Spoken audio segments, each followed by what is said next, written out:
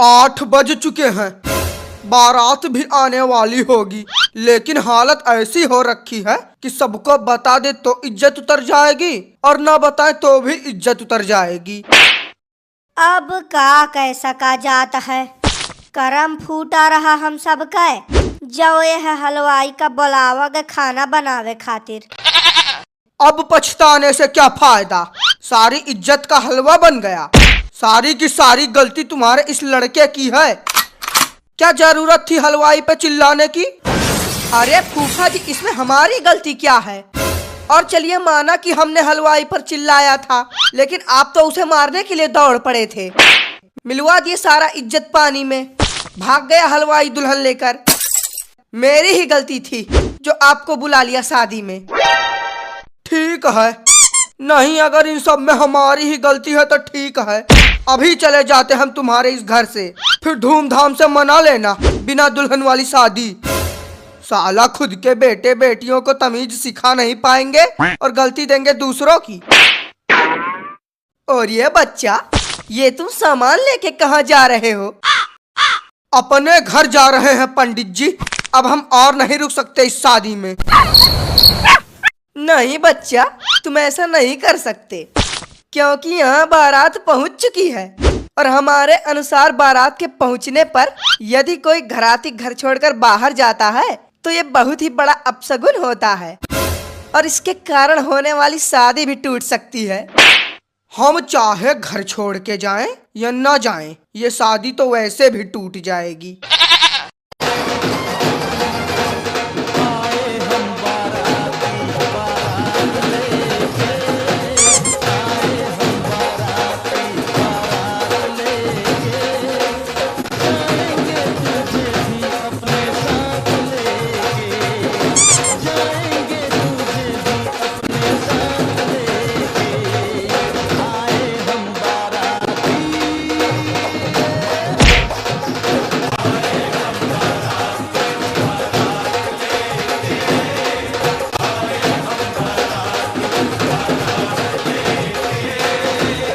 अरे बच्चा, अब यही खड़े ना रहो, अंदर चल के बारातियों के स्वागत की तैयारी करो और खाने का कार्यक्रम चालू करवाओ। बारात तो आ गई है, लेकिन दूल्हा कहीं दिखाई नहीं दे रहा। अरे चाचा, लगता है कि तुम्हारे बालों के साथ साथ तुम्हारे आंखों की रोशनी भी गायब हो गई है। वो क्या कार में सफेद शेरवानी में काला दूल्हा बैठा हुआ है? काला दूल्हा? जब इतनी रोशनी में ये कलुआ दूल्हा दिख नहीं रहा तो रात के अंधेरे में ये ऐसे गायब हो जाएगा जैसे तुम्हारी खोपड़ी से दिमाग। साला एक तो वैसे ही सुबह से भूखे पेट बैठे हैं ताकि शादी का बढ़िया बढ़िया खाना खा सके, और यहाँ घर वाले हैं कि खाना पीना शुरू कराने का नाम ही नहीं ले रहे हैं। अरे चाचा, तुमसे कहीं ज्यादा गिरे हुए नीच इंसान तो हम हैं। अरे हमें तो न्योता भी नहीं मिला है शादी का, फिर भी हम 1 घंटे से बैठकर खाने की सुगंध ले रहे हैं। बस एक बार खाना शुरू हो जाए ना तो इस तरह से खाऊंगा जैसे दीमक लकड़ी को खाती है। चलो, मंडप तैयार है, ये महाविद्वान पंडित भी तैयार है। बस एक बार दूल्हा और दुल्हन तैयार होके आ जाएं, उसके बाद शादी करा के मुंह मांगी दक्षिणा लूंगा।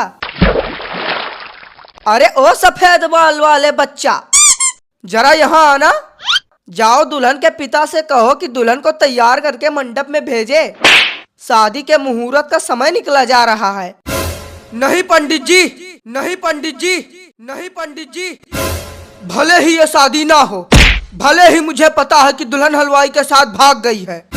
क्या दुल्हन हलवाई के साथ भाग गई है? ये आपको किसने बताया? अभी तुम्ही ने तो कहा कि दुल्हन हलवाई के साथ भाग गई है। अरे नहीं पंडित जी, लगता है कि आपने कुछ गलत सुना है। हमने तो ये कहा है कि भले ही दुल्हन हलवाई को अपना भाई मानती है। हमने गलत सुना है? इतना गलत कैसे सुन लिया हमने? पंडित जी, हमें लगता है कि आपने अपना चश्मा नहीं लगा रखा, इसीलिए शायद आपको गलत सुनाई दे रहा होगा। हाँ बच्चा, बात तो तुम्हारी सही है।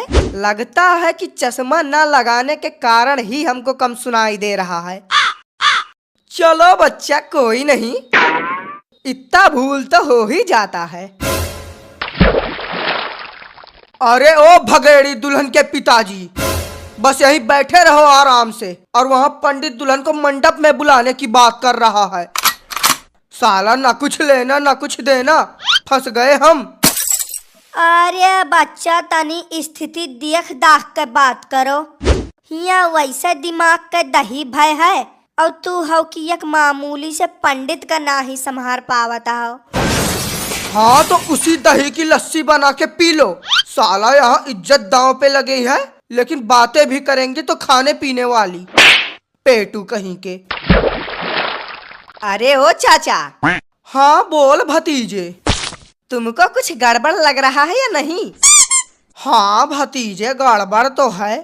जिस हिसाब से सजावट हो रखी है उस हिसाब से खाने के आइटम कम हैं। अरे चाचा, क्या तुम हाथ धो के खाने के पीछे ही पड़ गए हो? जरा ध्यान से देखो, दाल में कुछ काला लग रहा है। नहीं भतीजे, मैंने 2 बार देखा है। यहाँ खाने में अरहर की दाल बनी है, दाल में कुछ भी काला नहीं है। हट भुक्खड़ बेअकील चाचा, तुमसे तो बात करना ही बेकार है। खाने के अलावा कोई और बात तुम्हारे दिमाग में घुसती ही नहीं। और यह बच्चा, भूख ही ऐसी लगी है कि खाने के अलावा कुछ सूझ ही नहीं रहा। वैसे क्या गड़बड़ दिख रहा है तुम्हें? गड़बड़ नहीं चाचा, महा गड़बड़ है। अब देखो, आज यहाँ शादी होनी है, लेकिन किसी के भी चेहरे पर खुशी दिखाई नहीं पड़ रही।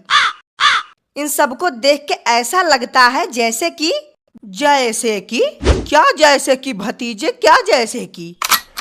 इन सभी को देख के ऐसा लगता है जैसे कि दुल्हन घर से भाग गई हो।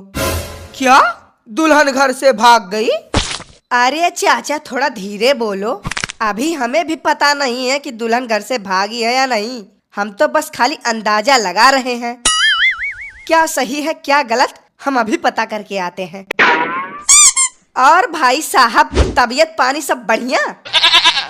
लगता है कि भाई साहब सुने नहीं। अरे ओ भाई साहब, हम आपसे ही पूछ रहे हैं, तबीयत पानी सब बढ़िया है? गजब के घमंडी इंसान है आप भाई साहब। माना कि आज आपकी बेटी की शादी है, लेकिन इतना घमंड भी सही नहीं है कि किसी की बात का जवाब ही ना दो। अरे बच्चा, अब जवान इंसान टेंशन से अधमरा हो चुका है, तुम वो का घमंडी बोलता हो। ऐसा कौन सा टेंशन है जिससे शादी के दिन ही बोलती बंद हो गई? कहीं ऐसा तो नहीं कि दुल्हन ही घर से भाग गई है? ये बात तुम्हें कैसे पता चली? कौन सी बात? यही बात कि दुल्हन घर से भाग गई है। इसका मतलब हमारा शक बिल्कुल सही निकला। शादी से पहले ही दुल्हन घर छोड़ के भाग गई है। रुको, अभी मैं सबको ये बात बता के आता हूँ।